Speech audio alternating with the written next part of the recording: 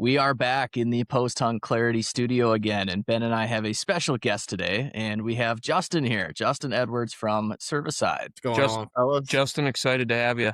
Hey, Thanks for I'm taking the time to do this with us.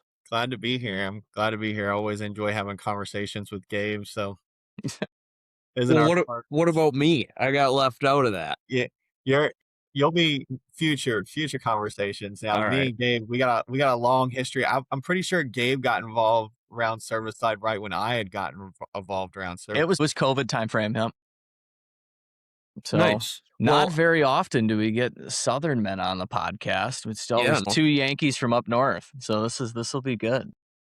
Yeah, So, South Justin, is just for our viewers that I mean, obviously Gabe and I know you a little bit, but as far as Gabe mentioned, you being down south, like just give a little intro to kind of who you are, where you're from, what you do, just kind of all that. Yeah, for sure. So I'll keep it short. I've done many podcasts and I've listened to many podcasts, and I know how this intro part goes, but I've been hunting my whole life. I grew up, I was blessed to have two, the both sides of hunting, the trophy hunter and the meat hunter. So I got to grow up with both worlds, got to learn what I thought then was just, grandpas and grandmas and stuff, getting on you about things, but come to find out they were instilling crazy values and just tradition that, I look around now and teach other people. And even when I take other people and I'm like, wow, like something I kind of took for granted at a young age, I'm really glad that I was taught that, because come to find out, not a lot of people were taught different styles of hunting and different traditions and all this stuff. So I got a wide range of hunting. Started out squirrel, small game like everyone else. Graduated to deer. Graduated to bow. Now I chase ducks and bear and pretty much whatever I can. But I get to do all this through service. So I pretty much after high school I joined the military. Did that for a while. Didn't really know what I wanted to do. Just did plant work and try to make as much money as I could, really. But I always enjoyed getting out and traveling. And I know everyone says that, but I like doing it because I always felt like I was really good at budgeting and like saving, like finding the good states that had those cheap licenses and no one knew about. And this is obviously, before the Onyx boom and social media. We didn't even have social media then. So we just go out. Sometimes we'd have a flip phone, sometimes we wouldn't, but I would always go out and just spend that paycheck on that. And as I got older and got involved with Cervicide, I really enjoyed, helping other outdoors people, really. I like networking. I really enjoyed the culture of everything.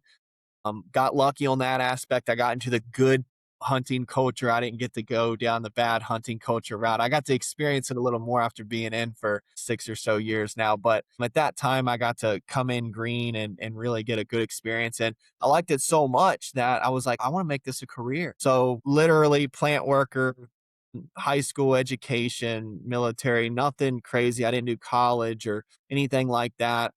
And I ended up getting a job.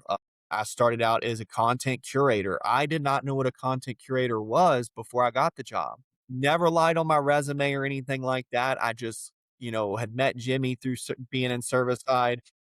He was the owner at the time, did some hunts with him, did some fishing with him, would go up to Pennsylvania every now and again, became friends with some of his friends and him with mine. And we kind of just, grew a relationship for that. I mean, and, I think he appreciated that I was a hard worker. And, that's another thing, like we talked about hunting values, being a hard worker is also something that's pretty rare nowadays. So seeing that, I was able to get this position. So started out at the very bottom, and working in the hunting industry, it's this isn't SpaceX or anything like that. There's not billions-dollar cash flows flowing, lots of tight budgets and sacrifices and all that stuff. Well, ended up making it work and have been here since 2021. So we're in 2026 now. I am the full operations manager of Cervicide, so I run all the day-to-day stuff. I'm wear many hats here, but I always like to tell that part of the story because it just shows you that you can just be a regular person. I'm not knocking anyone with an education, but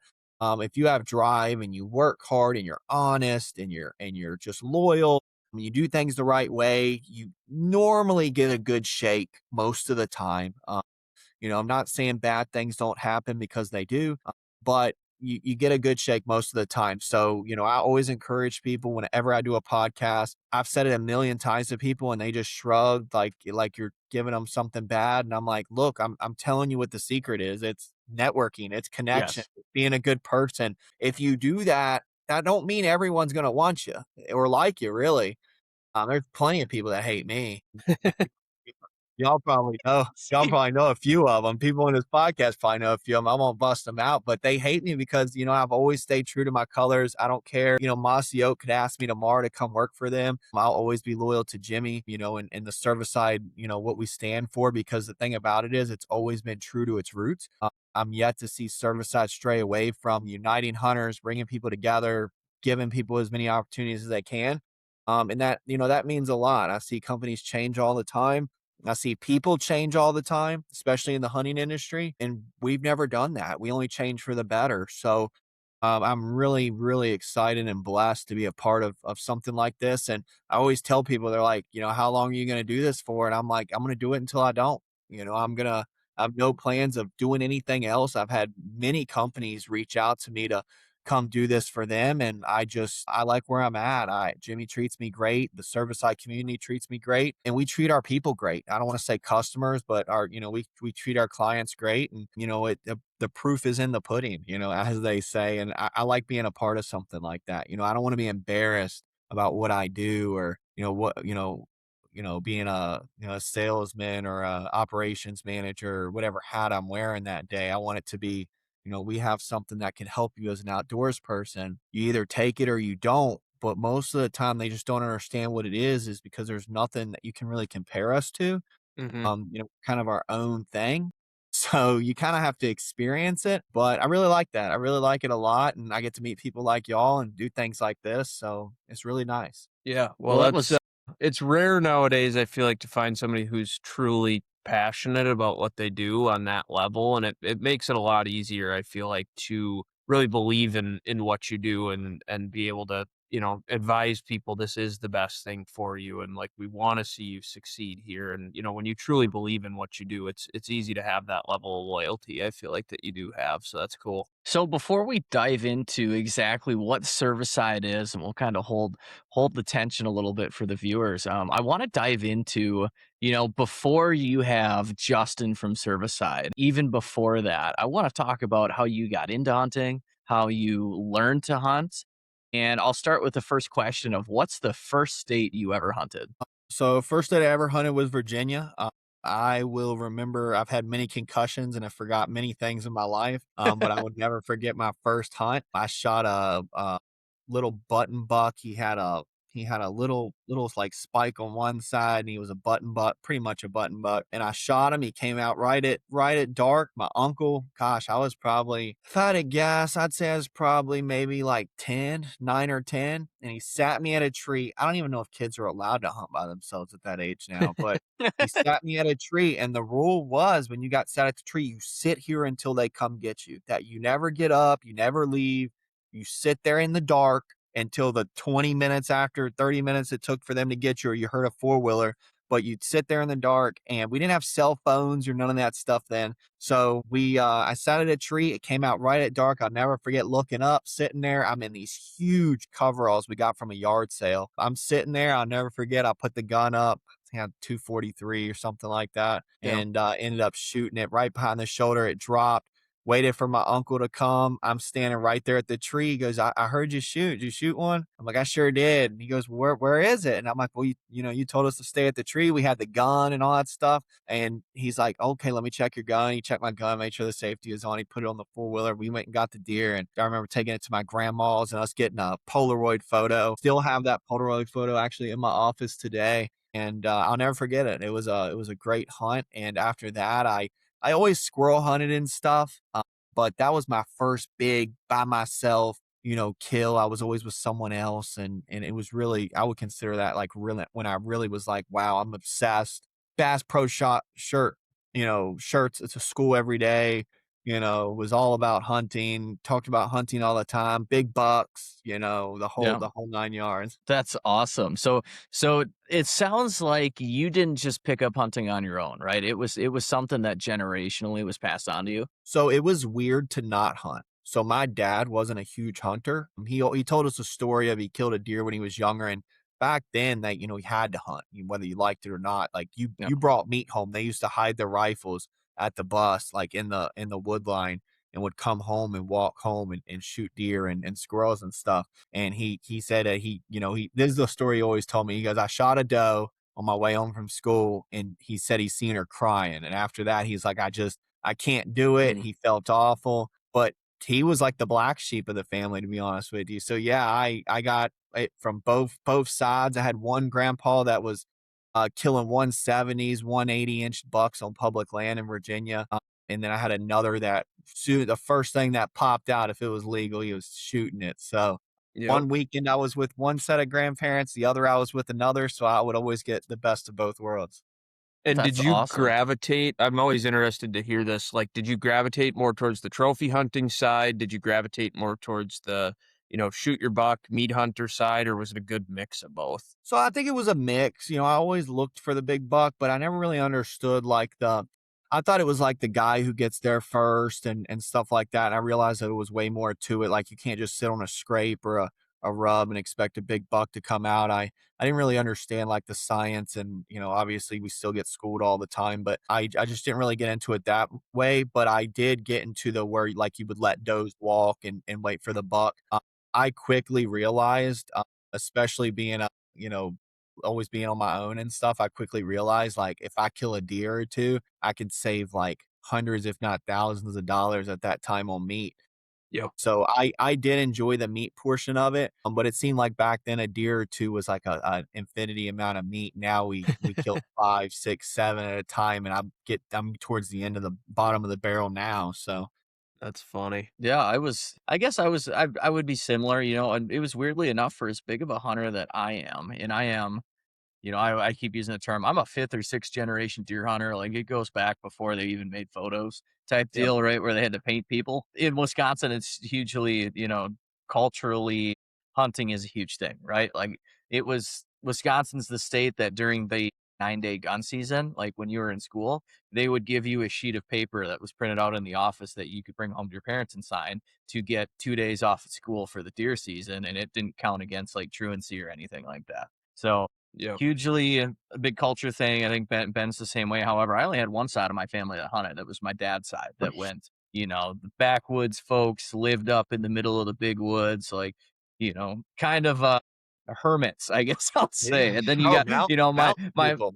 my My mom's family side of was the me. Yep. my mom's side of the family was, they came over from Poland in the 1920s and they moved to Milwaukee. So they're from the city. And my grandpa actually, like, I don't know, he was a guitar player and then some point decided he wanted to go from, the old sex, drugs, and rock and roll to buying a farm in the middle of central Wisconsin and becoming a dairy farmer. So they didn't ever hunt or do anything like that. But it's always cool that, I feel like I haven't met a whole lot of people that really like up both sides of the family tree. Like they're just huge into hunting. So that's cool. Yeah, it is cool to hear Yeah. that. Yeah, it was big bucks, bear hunting, running dogs. I'll be honest with you, the only thing we didn't do was duck hunting, and I feel like I missed out. Like I wish I would have. I don't want to say I wish I grew up in today's time with the technology, but we didn't have like there wasn't duck hunting TV shows. You might see an episode of something on like Outdoor Channel or something back then about Yep. ducks. Usually it was a B-roll or like one of those quick snippet type things they would throw in, but it was never like an episode on duck hunting. So we just didn't there was no duck dynasties or anything like that then. But then I grew up and I actually do field links through Cervicide there. I met a guy that's not too far from where I'm at, and I stopped there and we duck hunt together. And he shows me these mountain ponds and these places where like growing up, like I remember one time he told me he went to the check station or like the ranger station and was telling the woman, he goes, it looks like on this map I can hunt here. Can I hunt here? And she goes, honey, I've been working here 20 years. You're the first person to ask me that. And he goes, really? And she goes, yeah. So she went back there, looked at something, came back 10 minutes later, said, yeah, honey, you can. Just be careful, adhere by the Virginia state law, all that stuff. And he went back there and hunted and took me there. And I just thought it was so cool that even today with Onyx and all this stuff, just going to a ranger station, just talking to the lady that worked there and just being like, hey, I'm kind of looking at this. What's okay, what's not. I'm like, even today with all that, you could still do the old school way. That's how we grew up. We looked at maps and, we did drives and things like you learned the land. There was no cameras or any of that. You heard from your neighbor what big buck was around, or you heard from your cousin who pulled in late at night, after being out drinking and would be like, Yep. "Oh, 80-inch buck in the field. We put the spotlight on it." It was Yep. it was a good time to grow up. I wish more hunters got to grow up like how we all did. Now they're having to learn on YouTube and stuff, but I guess it's good because you get people like us and you get more. I didn't know about hunting out west. I'll be honest with you, I don't even think I had heard of an elk, to be honest with you, living on the East Coast before Yeah. the cell phones and social media and all that stuff. I couldn't recollect ever talking about elk or any of that stuff. Sure, unless you saw it in a magazine or something like that. Yeah, probably. Are there elk? This might sound like a dumb question, but I was actually doing research on this today because I live in Kentucky, and they give out 500 elk tags a year in Kentucky. So I was just looking at what I need to do to apply and stuff for this year, and they're all on the east side of Kentucky, which obviously borders Virginia. Are there elk in Virginia now? Yeah, so they did that whole corner. So first off, you have to sell your firstborn to get. That's how Pretty much, Kentucky that's is, what I I heard, yeah. think too. But you have Yeah. a better chance of getting a tag if you do that. It's really hard to get all those tags, but Pennsylvania, Kentucky, Tennessee, pretty sure Tennessee, don't quote me on that one, and Virginia, they all do that little limited quota, like Yep. the holy grail tag. I think you said 500. I'm sure Virginia's like 3 to 500. They do it too. They were introduced there, and from what I've heard, this is actually from the West Coast. A guy from Oregon, he's a field staff here, absolute killer. Dude's the silent killer. Will never post it. He's just crazy killer, right? And he's a very quiet guy, believe it or not. Hanging out with me, he's probably like, I probably blows mind. But he was telling me how the elk population on the East Coast, like over there, they talk about it. They say it's way better. Like the herd health or the genetics of the elk. It was the science, the biology behind the actual elk species there. And they said that they seem to be thriving better than what he would say they are in Oregon and the West. He said they do well out there, especially in Oregon, but they don't have wolves. There's no wolves. There's no you got developing and some other things like that, but the elk are treasured in those states. So it's not like, to me, I feel like they're a little bit more on a pedestal, being such a high quota that they have the collars and they have the technology and the chips, and they're probably watching them. I guarantee you those biologists probably have them all named. Like, they know Probably. who these elk are, so they're able to really look at the herd health. I was reading a book. I won't go on a tangent here, but I like reading books from like the 1800s. I feel like I missed out on some things by not being born then. But I was reading about trapping in the national forest, not national forest, but the national parks of like Yellowstone and Montana, like Big Glacier and all that stuff. And they would just write it down. They would go out there and they would sit in the winter and they would put a bunch of hay out in the field and they would just write as the elk would come in, like, okay, these females looked good. We had 30 elk here today, and that's how they did. And I was like, man, could you imagine like how cool If that that's would what be they to be able to do that? And then now they're using drones and you Yeah. know or thermals. mathematical equations that I'm not even sure are actually correct, but I don't know. So Right. So how did that kind of progress then, Justin, as like, you started hunting, grew up hunting with your family into your early adult years, like high school? What was kind of the learning curve you went through and what did that look like as you kind of got to be a young adult? So I'll be honest with y'all. I'll be as filtered as I can with this, but women really messed my hunting experience up in my early 20s, late teens. it was chasing tail instead of chasing tail. I was chasing the wrong tail. So I grew up in the mountains. We literally were out in the creeks, and it was just like a Tyler Childers song. We were, filling up cut jugs with berries and creek water and all that stuff. There was moonshine steels out there, and it's just I loved being in the mountains. So I really got to do a lot of hunting like that. But then when I got to the point where I was driving and, the girls and, I was a varsity athlete, that really cut into my hunting. But I always would do your traditional Thanksgiving week, and then the Christmas week. I think it's always like 1 or 2 weeks during Christmas, or the Christmas and then the New Year's week. So I would always traditionally do that. I hardly ever missed it. And I pretty much, I would say, to be honest with you, I didn't really do a ton of serious hunting in my 20s with the military and everything. I would just go traditionally is the best way to look at it. But then when I got into my 30s and I kind of got settled down more, I didn't have children. I didn't have children until my late 30s. So I got to kind of calm down a little bit more. I had a little bit more of a stable job then, stable house, all that stuff. I got a little bit more into it. Technology changed, mapping changed. The area I live in has 6 WMAs within 30 minutes of me. So I felt like I had opportunity and I started kind of adventuring out into Florida. So I'd moved from Virginia to Florida after I got out of the military. And I kind of started, little things like I'd go bluegill fishing or I'd go turkey hunting in the spring. And I kind of dipped my toe, I feel like pretty slow into Florida. And then I started seeing a lot of success.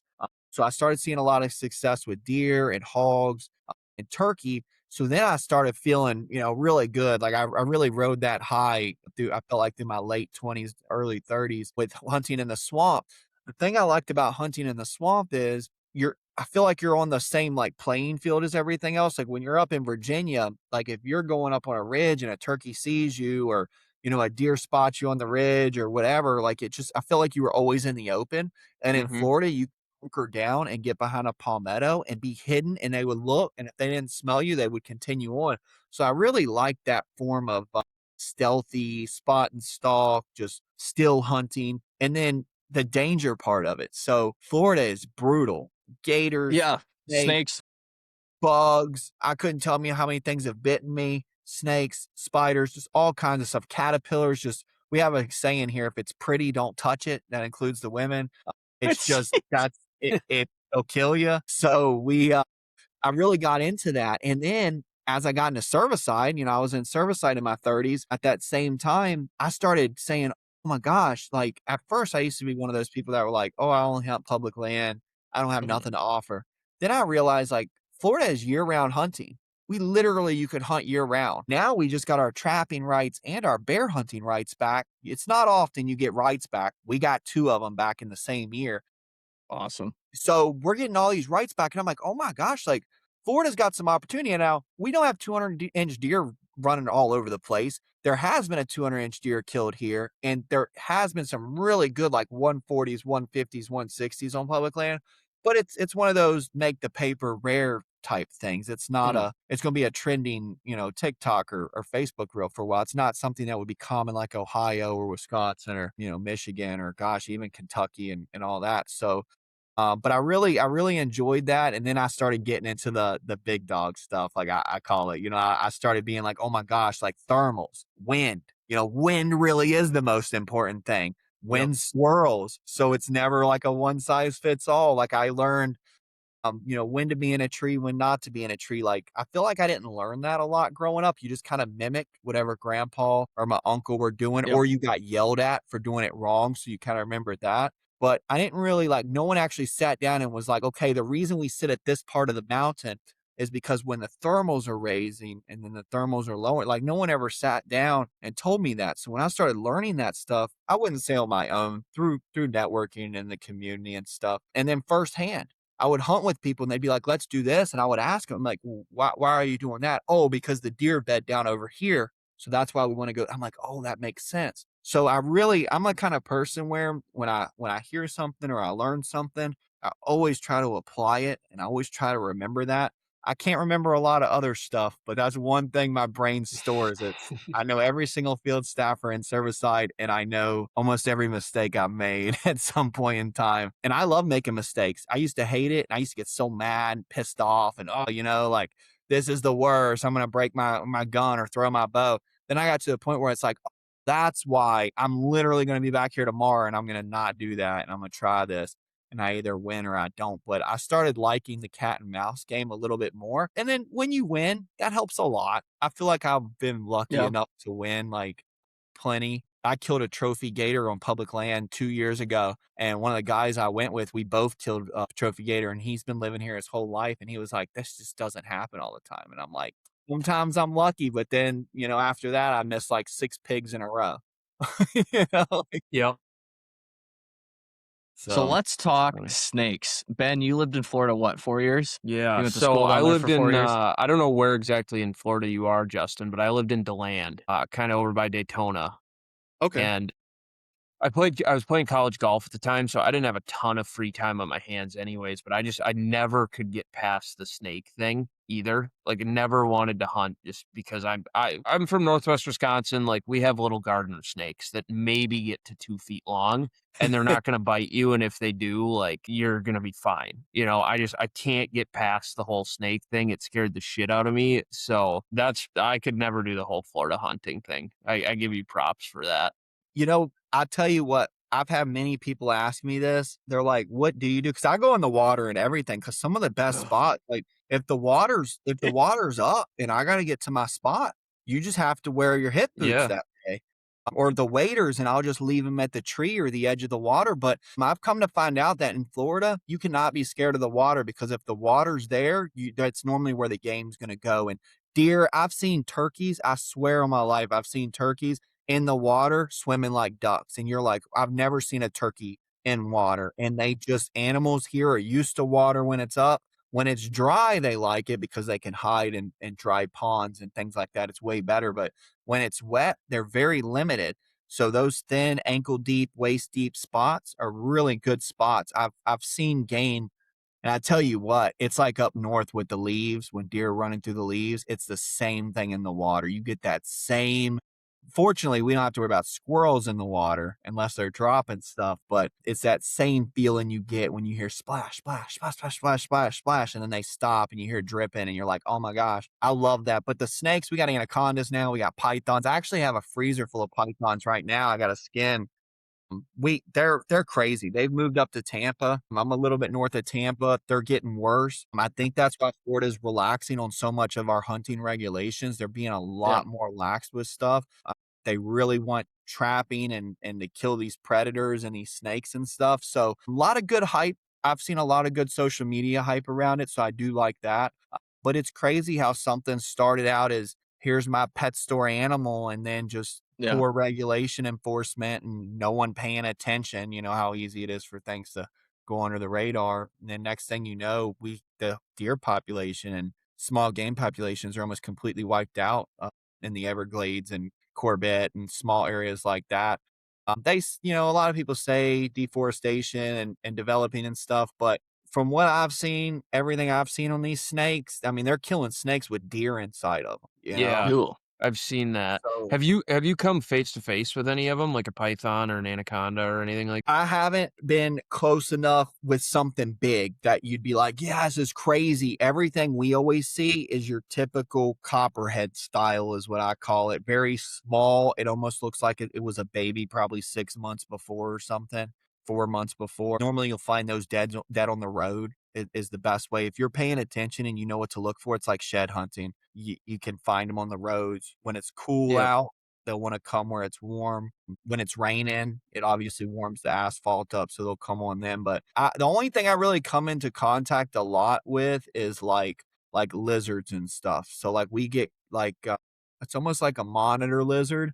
We have those, and then alligators. I see an alligator almost every day at some Really? point. Yeah, where I So hunt, it's just so wet and you gotta be paying attention. I've bumped 'em like, I remember we were duck hunting in this pond, and I was like, I wanted to cross it, and I wanted to see how deep it was. I was like, "Let's cross this so we can see how deep it is." So when we put our decoys out, it was chest deep, and there was 3 of us, and we were walking across, and when we got across, I kinda realized, I'm like, "Man, if one gator would've just swiped, it would've took us all out." We were, like, chest deep, holding our guns up, Vietnam style, and, then I kinda came to the realization, I'm like, "I'm glad there was 3 of us." And my wife's like, "Well, what would you have even done?" I'm like, "Well, I keep a heater on me. Like, I got the pistol, so, like, we're both dying. Like, I'll be yeah. able." So That's so if so if I was in a situation like that and I saw a python or an anaconda, like, I would carry a 9 millimeter so that I could shoot myself. Like, I just that's for sure what I would do. Like, forget the judge and so the bird shot. I want the yeah. 9 I'll mil. be honest with y'all though, in my younger days, 20s and stuff, I would have been more worried and probably gotten into more trouble with it. But being older, I've learned that the slower you are, the better. Deer here, I'll show you guys videos of deer here. Deer on public land are the most paranoid tweaker. I don't care if it hasn't been hunted in 30 years, this area. Deer hear a nut fall and they will leave that spot for 2 weeks. They are very tweaked out. Just, I guess, being in the swamp, they don't like pigs. Pigs are always pushing them around. I feel like they have a lot to deal with. And, they got this constant search for food. The nutrition here, I mean, that's why our deer aren't huge like they are up north. Our nutrition's not there. We have food year round, but I don't think it's not. I guess it just doesn't have the nutritional value it does up north. But yeah, I mean, they don't get huge, but I'll be honest with you, going slow. That's my secret. I go as slow as I can. I watch, I pay attention, I take my time. If something looks like a snake or a gator, I make sure it's not a snake or a gator first. And then I go really slow. But I couldn't tell y'all. I'm to the point now I kill more stuff going in or out that I'm killing when I'm sitting. Most of the time when I'm Really? sitting, I've got to the point where I done pulled the phone out. I'm like, shit, I've been here 6 hours. I'm gonna check emails and stuff. In and that heart beating, in and out, super slow, making sure you don't step on nothing or disturb anything crazy. They're just, you'll see that animal standing there and you just wait a minute and then they don't wind you and then they'll continue about their business. And then you can decide whether you want to shoot it or not. Yeah, that's sweet. That's really So sweet. one of the things that's unique about Florida than anywhere else I've ever hunted is in different areas of the states, there's actually different times the deer rut, correct? Like, isn't Yeah, there something that goes on in like July and August somewhere yeah, down it's there? so weird. I guess you could think of it as like a topographic map of a mountain, how it does the small circles. That's almost what it looks like in Florida. I'm actually in the very smallest circle. We rut in February, like end of January, February. But then the next block out of it or whatever circle, it's like July through, gosh, I think it's like July through August or something. And then you get the central area is usually like Thanksgiving to Christmas ish. But then there's some other parts of central that's Christmas or after. And then the South is like July, they start rutting. So, and then in the north, they go almost off. We pretty much consider the panhandle and like Jacksonville might as well be Alabama and Georgia. Like, I feel like once you get past Gainesville, like everything else is other states. But if Yep. you get up to those northern states, I feel like they kind of follow more of that end of the year route too. Like Alabama slays deer in January. Their Yep. deer, Yeah. biggest deer get killed in Alabama and that southern panhandle-ish part right there. They get it. But I grew up with the Thanksgiving rut. You either Yeah. had it right before Thanksgiving or right on Thanksgiving. I wasn't used to all this. And I'll be honest with you, I haven't even figured it out. Sometimes I feel like it is up north where you're like, they should be rutting and they're not. And then when they're not rutting, you're like, why is that deer rutting? And people are like, oh, he's not rutting. He's just doing this. And I'm like, looks like he's rutting. It's really confusing. So I just try my best to find out where the deer are in that moment. And that's always how I've always tackled it. I never So really got big into the rut part. I was gonna say, so with that, does that mean that there's different like season dates within Florida itself, or is it still strictly like here's the deer season, it starts this date, ends this date? So Florida's weird. I actually just knew someone that just got hemmed up. So our season dates are both. Actually, it's like three different things. So you have your season dates, which is going to be your generic stuff. So your private land, your regions. It's A, B, C, and D. So A is the south, B is central, C is central, and then D is the top. So B and C are side by side. That is seasonal for private land, but then you have WMAs. Each WMA has its own rules. So let's say duck season for early till is September 9th. Well, if that WMA doesn't have a hunt open that weekend, you ain't duck hunting there. You can only hunt on private. So it goes by the WMAs. Some WMAs are wide open. They don't care. Other WMAs, there's quotas. There's some that are quotas the first 2 to 7 days. So a lot of rules. So I encourage anyone that wants to hunt with Florida, don't make it more than it is. Find out the area you want to hunt. Look up the specific rules for that specific area. You'll always be good. Don't go off what your buddy said. I know two people coming back here to court next month because they went with what their buddy said, and they don't play in Florida. They're lucky they didn't go to jail over something that was just could have read 2 sentences of a page and avoided that. And now they're looking. I'm sure the judge is going to let it go, but there's a possibility that it doesn't. They have to come back. from another state. And all it was they didn't read the brochure. They went into a wrong entry area. Got to go where they say. If they said go all the way across town, 3 hours from you to hit the entry, and you're on the 10-minute part, you got to go 3 hours around. Like, you go where they tell you to enter. That person went into another spot, didn't know, completely, was not malicious with this at all, just thought it was the WMA. Season was in. That's felony trespassing. You Oof. have guns. Yeah. Thank God they didn't kill a turkey. I told them, like, thank God you guys didn't kill a turkey, because then they would have took them to jail. Yeah. But Florida will get you. Mainly they get you with fishing. I feel like they don't care as much about hunting, but when it comes to turkeys, very strict. Gators, very strict.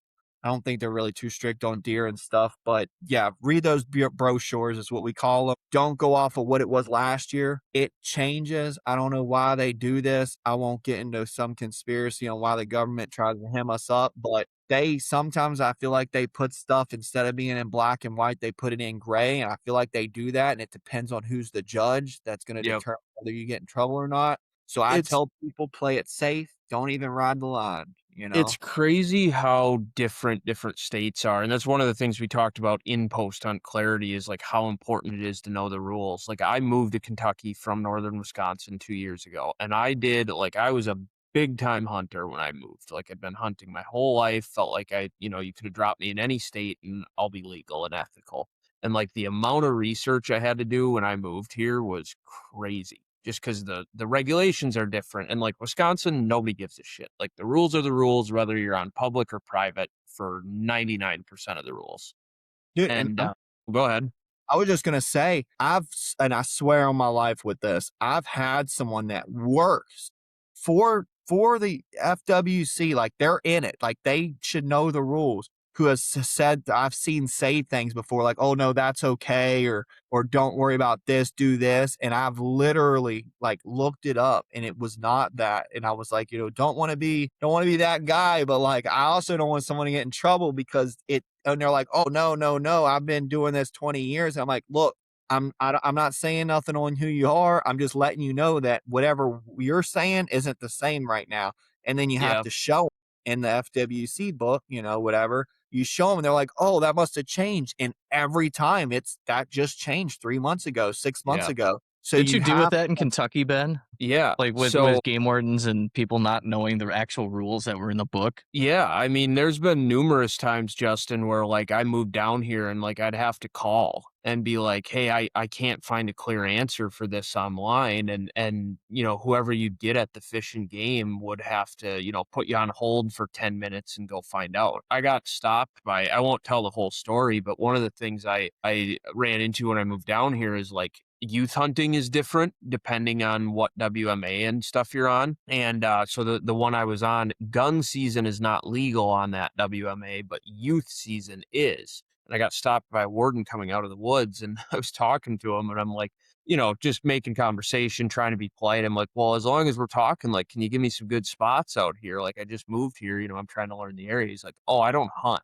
And I'm like, okay, like, you're a game warden. That's a little odd to me. And we got further into the conversation. He's like, "Yeah, I'm the head game warden for this county." And I'm like, "And you don't hunt? Like, why did you become a game warden?" It's just sometimes I feel like they make it as confusing as they can just to, try and get more taxpayer dollars with tickets and stuff, I guess. I've always got the question, why'd you get out of the army?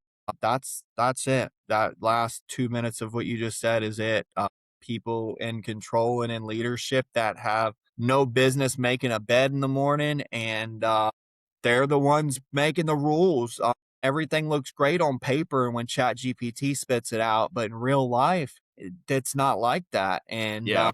I think that's where, I don't want to say America's fallen, but I feel like that's why conservation's gotten so far away from what it is. Like, I don't care what people say.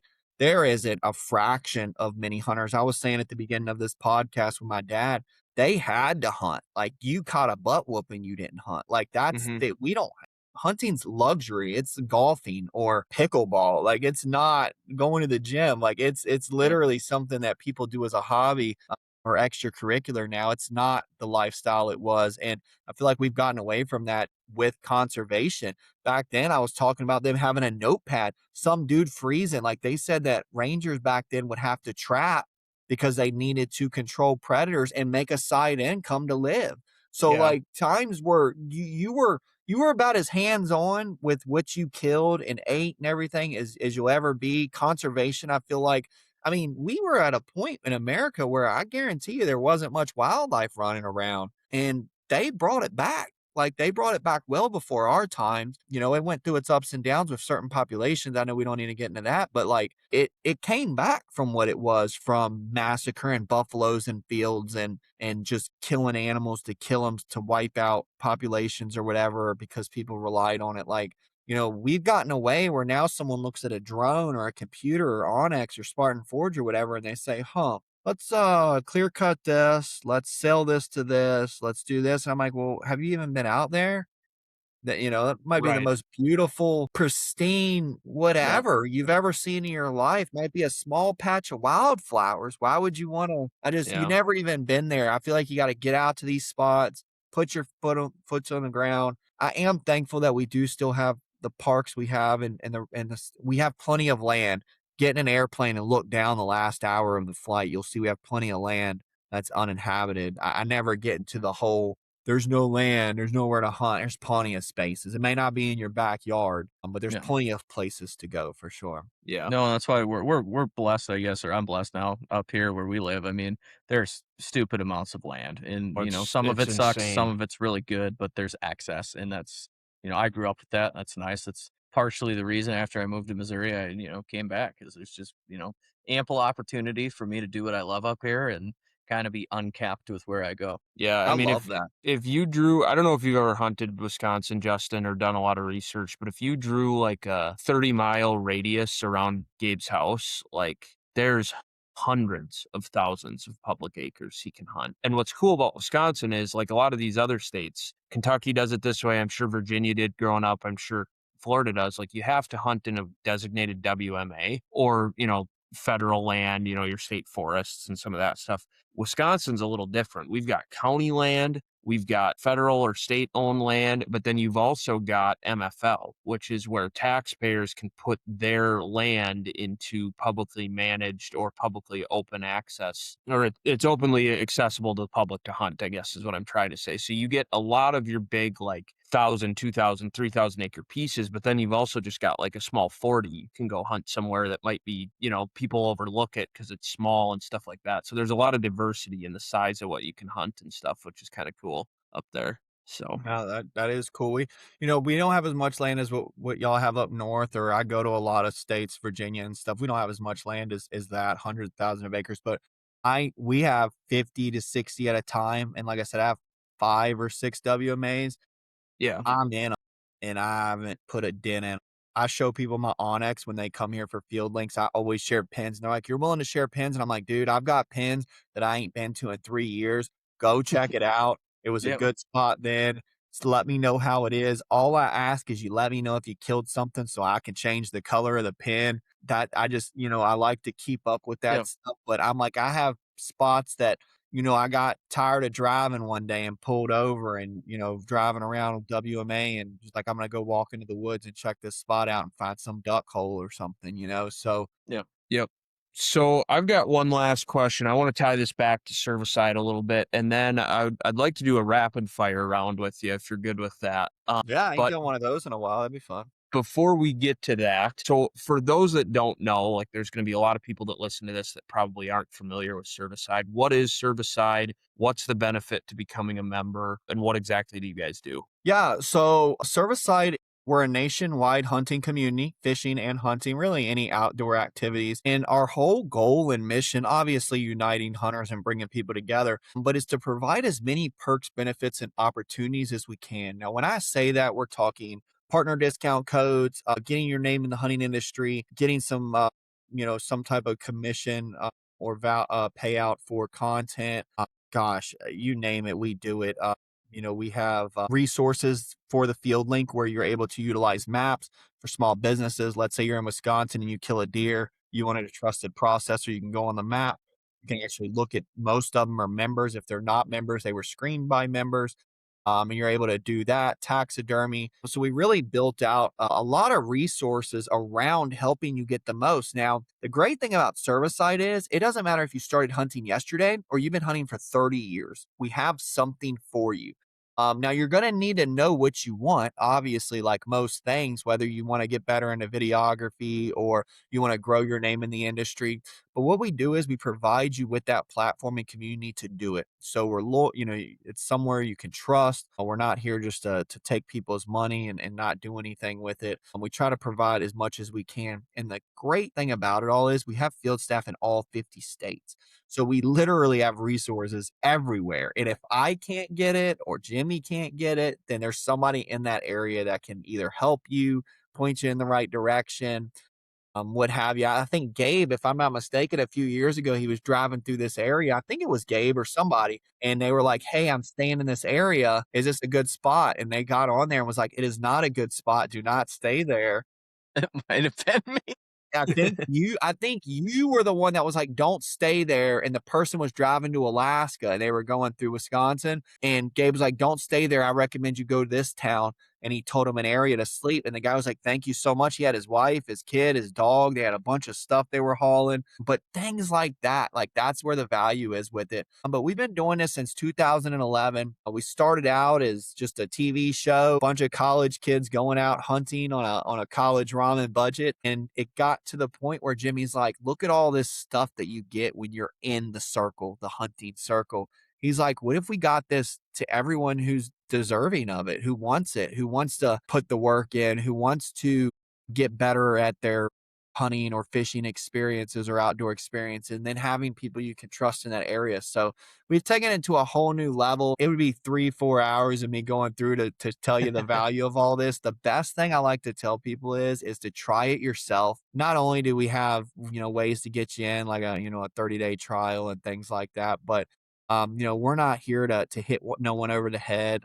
I'm not a salesman as far as I have to hit a quota of people to come in or I get a commission on sales. We like to bring in the right people. We screen and vet everyone that comes in, but we screen and vet on who you are as an outdoors person, not your experience level, your financial status, your social status. We go off of the person you are.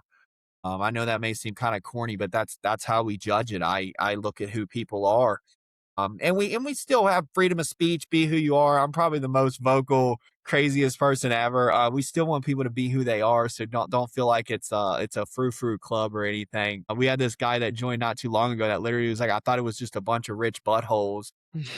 Ha and he's in it. He's been in it for a year now, and this guy's done like 4 field links, and he's like, "I can't believe I missed out. I really thought it was like just a bunch of rich dudes high fencing it." And I'm like, "Nah, man." He's like, "These are my kind of people." And I'm like, we have everyone. We have all types of hunters. So, great community. I always tell people if I didn't work here, I'd still be on the staff.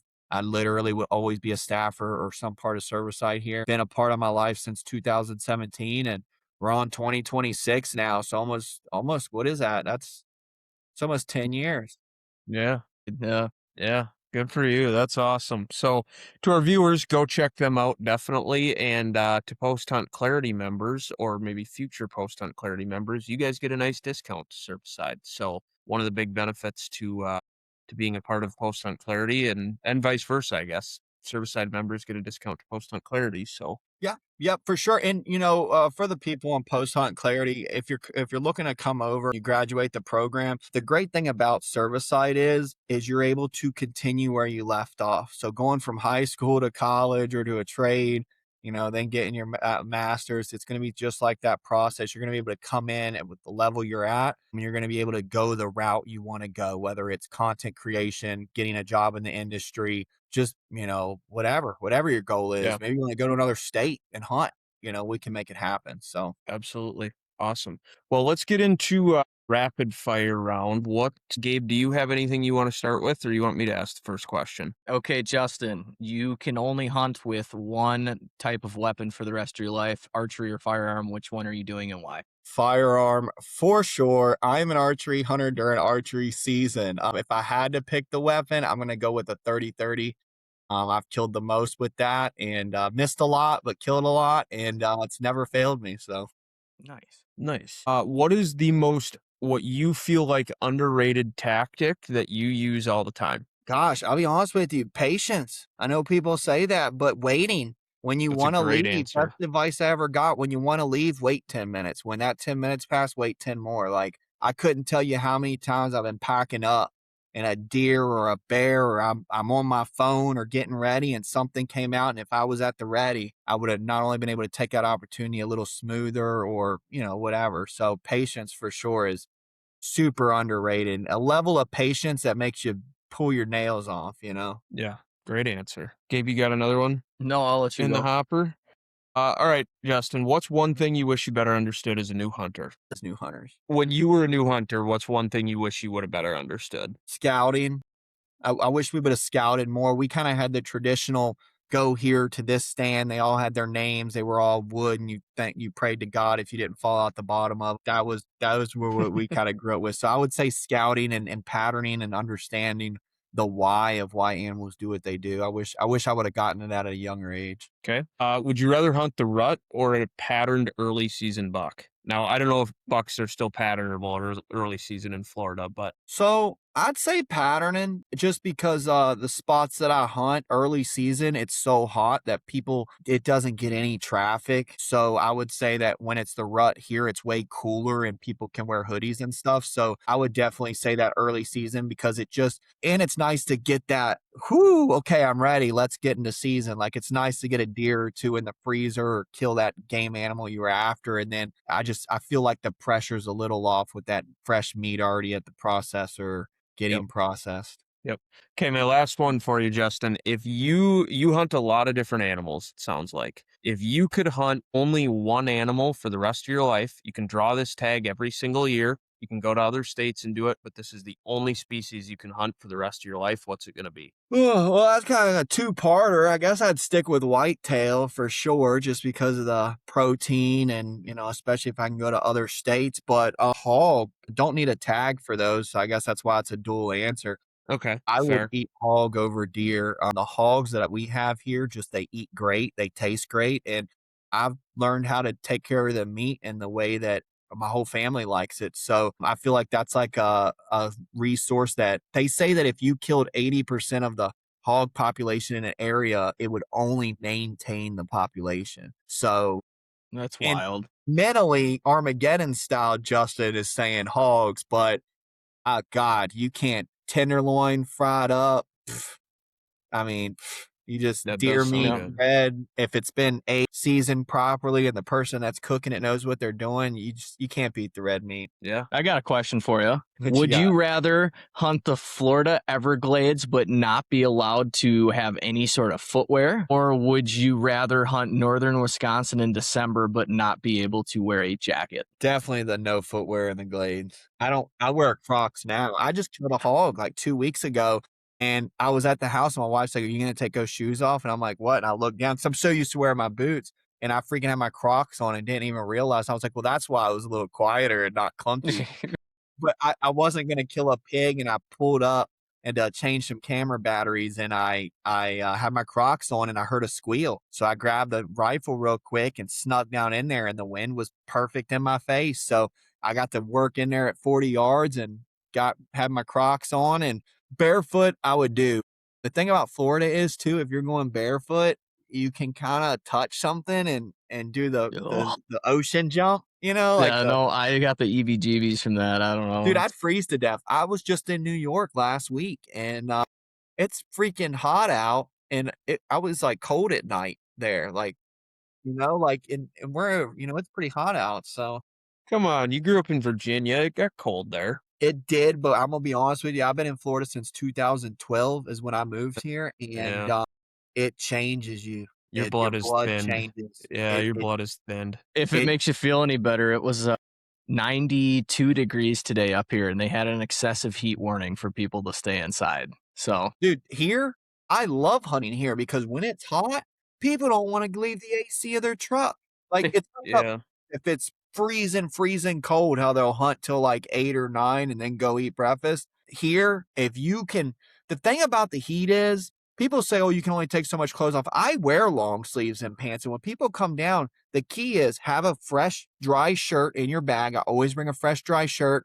Put the old one in there. Do not forget it's in there. It'll stink. So put the fresh, dry shirt.